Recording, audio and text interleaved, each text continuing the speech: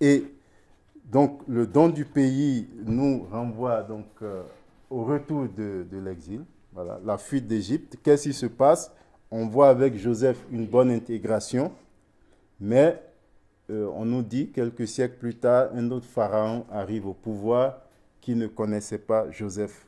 Information très étrange dans la mesure où on sait que l'Égypte, d'un point de vue historique, était très bien organisée. Il y avait des archives, tout était documenté.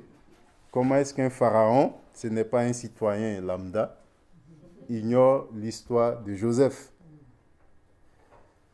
Donc, on voit dans le Pentateuque qu'il y a un effort, ce sont des récits au départ séparés, mais un effort de fusion, de créer des passages agraphes pour les faire tenir ensemble.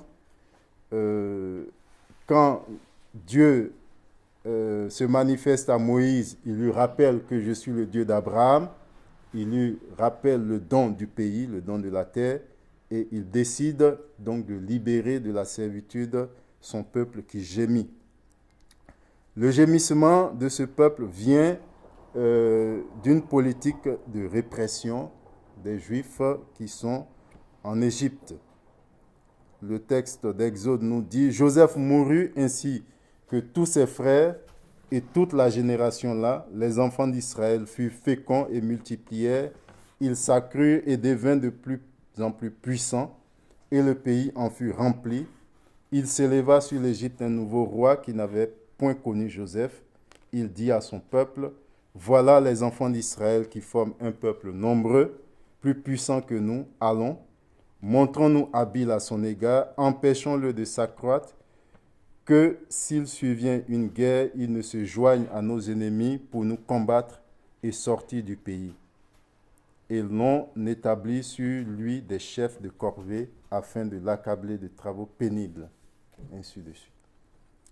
Dans ce récit, des éléments méritent d'être soulignés. L'amnésie des Égyptiens, oubli du passé, perte de la mémoire. Joseph passe dans les oubliettes. La contribution des immigrés hébreux à l'histoire d'Égypte s'évanouit, laissant place à la phobie, la peur de l'étranger, autrement dit la xénophobie. La politique du pharaon vis-à-vis des immigrés ne repose sur aucune analyse, mais uniquement sur des appréhensions personnelles. Son mot d'ordre, montrons-nous habiles, ne relève pas de la sagesse. Quand on regarde le verbe hébreu, est dans une construction qui doit être traduit plutôt, montrons-nous rusés. Okay. Donc il s'agit de la manipulation et non d'une analyse de sagesse. Dans cette stratégie, les immigrés sont désirés quand ils constituent une main-d'œuvre pour les travaux pénibles et perçus comme des dangers quand ils deviennent nombreux. La réalité contemporaine décrite par professeur Witold de Venden, que nous allons écouter, n'est pas éloignée de la situation des Hébreux. Et voilà ce qu'elle dit quand on lui pose la question dans une interview. Les migrants prennent-ils le travail des nationaux? Elle dit, les migrants primo-arrivants viennent s'engouffrer dans les niches d'un marché du travail très segmenté et occupent les métiers peu sollicités par les nationaux. Des métiers qualifiés comme les médecins de campagne, par exemple, ou les métiers peu qualifiés, délaissés, appelés aux États-Unis les 3D.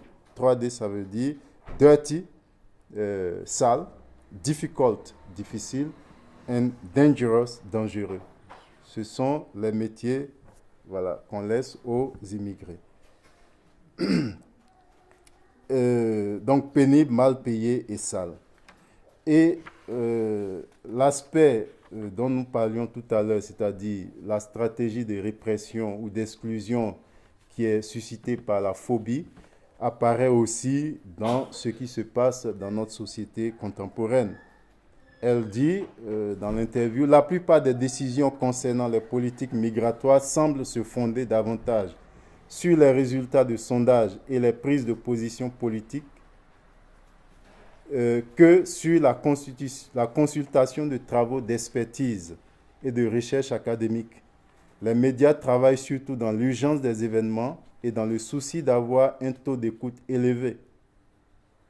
La parole des experts pèse très peu sur les décisions, car ce sont les résultats d'analyse à long terme que les politiques traitent, alors que les politiques traitent du court terme, en réponse aux attentes d'une opinion publique inquiète et aux discours de certains partis politiques qui entendent bénéficier d'un climat de peur. On voit donc que hier comme aujourd'hui, la phobie et l'amnésie installent des politiques migratoires mortifères.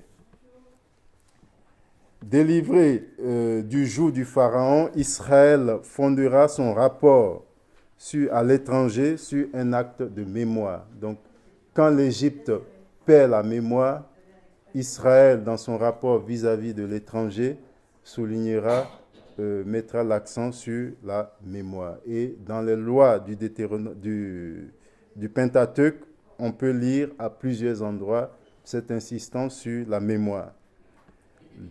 Exode 22, 21 nous dit « Tu ne maltraiteras point l'étranger et tu ne l'opprimeras point, car vous avez été étrangers dans le pays d'Égypte. » Et Lévitique 19, 33 nous dit « Si un étranger vient séjourner avec vous dans votre pays, vous ne l'opprimerez point, vous traiterez l'étranger en séjour parmi vous comme un indigène du milieu de vous. Vous l'aimerez comme vous-même, car vous avez été étrangers au pays d'Égypte. » Ce souvenir du passé est aussi matérialisé quand Moïse donne le nom de Gershom, ça veut dire étranger là-bas, à son premier fils. Le texte nous dit « Elle enfanta un fils et il l'appela du nom de Gershom, car il dit « J'étais un migrant dans un pays étranger. »